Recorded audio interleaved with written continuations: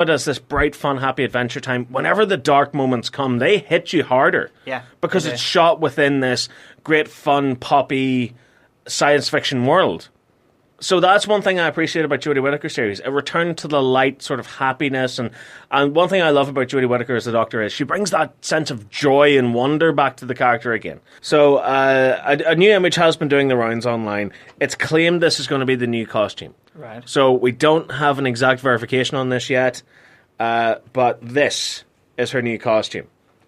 Looks suspiciously like the old one, doesn't it? Do you know what I'm actually going to say? It's starting to look more like the Six Doctors version, like the blue one. Yeah, it looks like a sort of more muted version of it. Do you know what it is? Do you know what I'll find is? It's like the Seventh Doctors. It didn't technically change. They just changed the jacket to a different colour. Yeah. I think that's what it looks like. It's basically her costume all over again, just with a different colour. darker tone. I'm actually surprised they don't have the scarf. Yeah, I was thinking the scarf was going to be like a recurring thing, or maybe I don't know. But like, in fairness, it's good, but it's subtle changes. Yeah. It's not like wow, this is completely changed. It's reminding me of the Seventh Doctor's change. Like he had the cream one, and then like half through his series, they went changed for the dark darker one, one, which was nice. But yeah, it's not like, oh my god, it's a massive change. It's kind of like Tennant as well with the suit. Like it came from brown and then blue. Yeah. You know. So are you ready for a brand new Doctor Who VR game? A what? A virtual reality Doctor Who game? No. Doctor Who... It's a real thing. Doctor Who The Runaway has been announced. Viewers will join the 13th Doctor on board the TARDIS in this animated interactive story from the BBC and Passion Animation Studios. Fans will get their chance to be the Doctor's champion and help her on this... companion, I think that's supposed to be, and help her. Although companion's an outlawed word now, isn't it? Oh yeah, it is. The Doctor's friendo, the Doctor's frond, her best frond. Hopefully not Yaz, but still, you get the chance to be the Doctor's best frond. And help her on this exciting adventure as they find themselves at the centre of the action, facing a deadly threat. So is it Jodie Whittaker going to be as herself? It's not an animated. No, version? it's animated, and it looks really weird. It's one of those things, with like the big sort of heads and the kind of like cutesy kind of like. Joe Pearce, the creative director for the BBC's digital drama team, said fans will experience the TARDIS like never before in this thrilling new interactive story. As ever, the Doctor is full of warmth, wit, and charm, helped by a wonderful performance from Jodie. Believe it when we say it, which puts fans to the heart of the story as they immerse themselves in this beautifully animated world. Zyla Watson, head of the BBC VR Hub, said, "Our team at the BBC VR Hub has been creating new experiences with the goal of helping to usher virtual reality into the mainstream, and Doctor Who is exactly the sort of series that can help more people try this new technology. The show has been pushing boundaries for over 55 years, and VR enables Doctor Who to explore a whole new dimension of storytelling. Featuring new original music from series composer Seguin Akinola." Doctor Who The Runaway has been written by Victoria Asari Archer and directed by Matthias Kjellborg. It has been produced by the BBC's digital drama team, BBC VR Hub, and Passion Animation Studios. Where is this available? I say it's back on like the BBC iPlayer. But like a VR experience? Like how I thought it was going to be like, do you remember the one with Tennant when he was like writing the song? Attack of the Grass. Yes. That was the first one. Was Attack of the Grass? You only had to press different buttons. Yeah, you had to interact with. Like that. And the music of the Spheres, I think, was the one. Yeah, that's was the orchestra one. Yeah, but anyway, let's move on from one time traveling phone box to another. Bill and Ted 3. What's the story? Is it happening? Is it going on? Because do you remember all those reports came out a few weeks ago saying, "Oh, it started filming. It started filming." It hasn't. It hasn't. Stop spreading clickbait. It hasn't happened. But now it might be. Is it proper? This is so confusing. So confusing. According to Production Weekly, who keeps check on the filming schedules of all upcoming movies, it seems that Bill and Ted 3, aka Bill and Ted Face the Music, is set to start filming this spring after all. Like confirmed? Apparently so. The movie, which was apparently off again a few months back, was set to reunite stars Keanu Reeves and Alex Winter, along with Bill and Ted writers Chris Matheson and Ed Solomon. Now, you remember the villain in the second movie, Denomalos? Yes. That's Ed Solomon backwards. Oh. A while back, Solomon had this to say. That skipped. A while back, Solomon had this to say. We wanted to have it be something that we, all four of us, could stand behind. We know we're doing this for the right reasons. I think it's kind of like a Christmas Carol with Bill and Ted looking at their lives and really kind of rediscovering what they're about. If it all goes well as previously planned, Galaxy Quest's Dean Parsot would be directed. Nice. Best of all, producer Steven Soderbergh. I love Steven Soderbergh.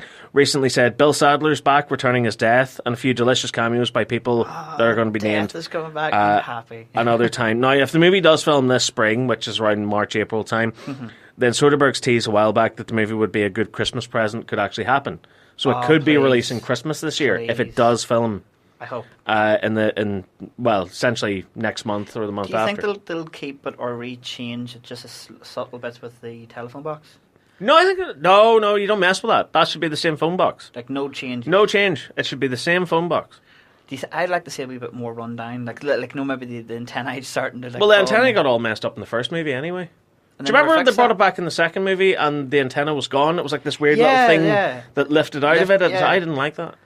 I hope they keep something subtle. They can muck around with the top of it all they want, as long as they keep it the same sort of shape. Yeah. I'd be a big fan of that. I'd like to see a little bit of rust or something, like it's been out for, it's been about for a long time and it's still going, something like that, but not something dramatically changed. But I gotta tell you, so gosh darn do I love Bill and Ted. I know. I love Bill and Ted so much. I love the animated series. The live action TV show wasn't that great, but those first two movies are untouchable. I love how they're messing with death. Yeah. Like they've won. No, I'm not being defeated. I want to do best it again. 3 out of 5. Yeah.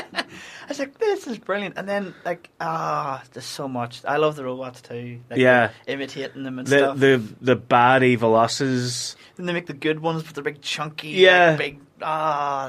Please, I hope it keeps that tone. Because there's a certain tone to Bill and Ted movies, and I hope they keep that. I said they will. I said it has to be kind of off the wall, bonkers, mad, ridiculous. In fairness, if they're doing this for the fans, they know what the fans want.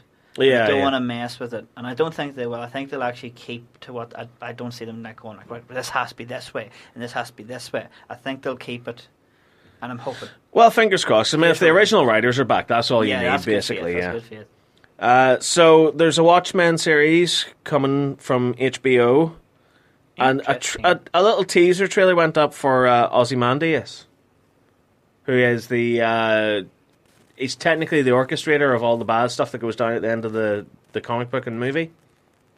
He's the one responsible for like the bombs and stuff. Yeah, so he's being played by Jeremy Irons. In the movie. Joe Alfred from Batman v Superman and Justice League. What do you mean Jeremy Irons. Oh my god. Yeah, so he's played him. So there's a teaser trailer went up for it. It's back of his head for a couple of seconds, and that's it. I don't know what they're playing at. I really don't know what they're playing at. Like a hype thing, like it's not overly, but the fact that Jeremy Irons is playing him is kind of class. Yeah, because this takes place after the events of the movie and the comic book, apparently. So after that's going to be interesting. Because I've always wanted another one. I always wanted to see if they made a second one. Because the first one was... No, see, the thing is, with Watchmen, the comic book itself was damn near impossible to make a movie out of. So but somehow Zack Snyder accomplished it. I love Watchmen. I think that's a cracking movie. I love the extended cut of it as well. I haven't seen this. It's so good. I think I have the Blu-ray of it knocking about in the house somewhere.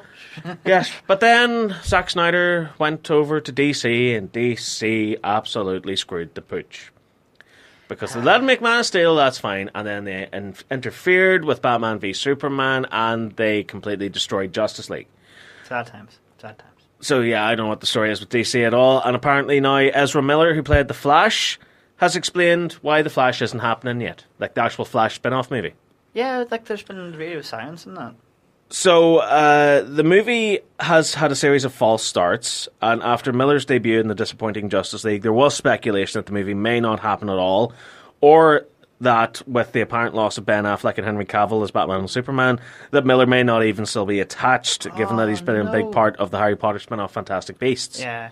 But no, the actor has revealed that the aim of the movie isn't just to make one of the best superhero movies ever, but also to make it a gift to the fans and introduce the idea of the Speed Force, which, together with the multiverse in the movies, he explains that the Marvel movies all take place in one world, DC adventures take place across multiple realities and universes, and the Flash movie will explain how all that works. So could this mean that the upcoming Joker movie is the first multiverse movie? Could it also mean they'll nod to the Arrowverse and other DC shows? Yeah. Please, for the love of God. We'd love that to happen. But in the meantime, Ezra Miller has basically said that's why it's taken so long. Well, at least in all fairness, he's come out and said it, because a lot. For me, I was really excited to see what will come from it, because he played really good Flash, and I wanted to see because I thought that's what they're doing, because you had Aquaman, it had a standalone, you had Wonder Woman. I thought they were going to do it with Cyborg and Flash, but no, I thought the same thing. Aquaman, by the way, has got a new Aquaman 2's got a release date, December 2022. I'm going to be happy for that. I'm going to be excited. It's a good while away, but still. But something to look forward to. So let's flip over to the Marvel camp. Let's see what they're doing over on their side of the world. The Black Widow movie will not be R-rated, says Kevin Feige. Huh. So, you may recall there's been talk that the upcoming Black Widow movie, starring Scarlett Johansson, might be an R-rated adventure. Well, the big man on campus at Marvel Disney, Kevin Feige, has led that to rest. Recently, he asked if the rumours of it being a more adult outing for the character could finally be led to rest. Feige replied, yes, correct, it was never going to be. Somebody writes, I hear it's R-rated, and then everybody writes it up. The movie will see Johansson return as the character and is expected to be directed by Kate Shortland on a script from Jack Schaefer. Although we're hearing the script is being extensively rewritten as we speak, with many prior to this new report believing it was to get rid of the adult material originally in the script. Whatever the case, we can expect her solo movie to pop up in 2020 at some point, and you know what, I'll go one further and I will say we can expect it to pop up in 2020 in the original slot that Guardians of the Galaxy Volume 3 was supposed to fill. Oh. And all first, I thought this was going to be like her backstory. It was going to be showing how she became Black Widow. I think it was going to be it's going to be something like that. I think it's going to be after all the events, or in between the events of Infinity War. Yeah. No, what I was thinking it was going to be was it was going to be like her out on a regular kind of SHIELD mission or whatever it is, but it has flashbacks to her being trained as a Russian spy. Yeah, because they did that with the Age of Ultron. You kind of had the little kind of flashes. That's interesting. Well, I think they'll do flashbacks, but full scenes of her as a kid, or someone from her past comes back. Oh yeah. Say someone she's. What about your woman? What do you call her? Julia Dreyfus, was it? Do you know the teacher in Age of Ultron with the blonde hair? Oh yes. That taught her in the the ballet school, and then that was confusing. Ended up teaching her how to shoot guns at targets and everything, and something like that, or someone she thought she took out, say a partner, and then the partner turned on her or something like that. Something interesting, But also got at this point, call the movie Budapest. Have Hawkeye in it. Yeah. We'll be sorted. I'd be happy We'll be all good. Did you see A Quiet Place? A what? A Quiet Place, the movie. I probably... Where the family has to be super quiet, otherwise monsters will eat them in the face. Yes. Yeah, that. Yeah, so that's getting a sequel. Ooh, Catherine would be very happy with that. Yeah, so on top of that, it's being reported as well as writing and directing and starring John Krasinski.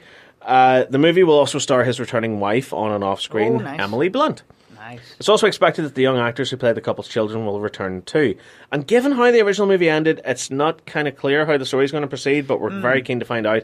The movie will be out on the 15th of May, 2020. Yeah, it's another one to look forward to. Yeah, I don't know if I should spoil it. I won't. No, I won't. Keep but I'll simply go, what? Yeah, but I don't know. I don't know if they should make a sequel to this, because I think the first one was kind of better standalone. Yeah, the first one was kind of like lightning in a bottle, and because I was a massive, massive fan of it. Isn't it funny that loads of things have lightning in a bottle, and people are like, we want to get more of it, and they ruin it. Yeah, speaking of which, here's another one: The Haunting of Hill House. What? The Netflix show is getting a sequel series. It's getting a series 2. Oh, I thought that was good on its. Yeah, I didn't watch it. Now Elizabeth watched it and she went banana balls over it. She thought it was great. And apparently there's a ghost hidden somewhere in every scene and stuff. Yeah, which is quite you nice. have to really sit down and watch it. You can't be just going through it and not actually paying attention. So the official Twitter account of Haunting of Hill House revealed that the sequel series will be called The Haunting of Bly Manor. Ah, nice. Mike Flanagan and Trevor Macy's terror-filled series The Haunting of Hill House will, much like American Horror Story, focus on tales set in the same bizarre universe. So it's like an anthology series. So with American Horror Stories, it's not quite series 2. It's like a different kind of thing. But it's tied to it. Yeah. No, but yeah, that's so it's cool. kind of like that. Bly Manor, for the less learned of us, is the setting of Henry James' Gothic horror novel The Turn of the Screw, and sees 2 young orphans living in a haunted country mansion with a young governess. Yeah. I don't know. I wasn't a fan. It didn't bite me enough to sit down and watch it. In all fairness, I'd be happy if they do that. Now, if they're trying to do like a series, off that one again, like doing this part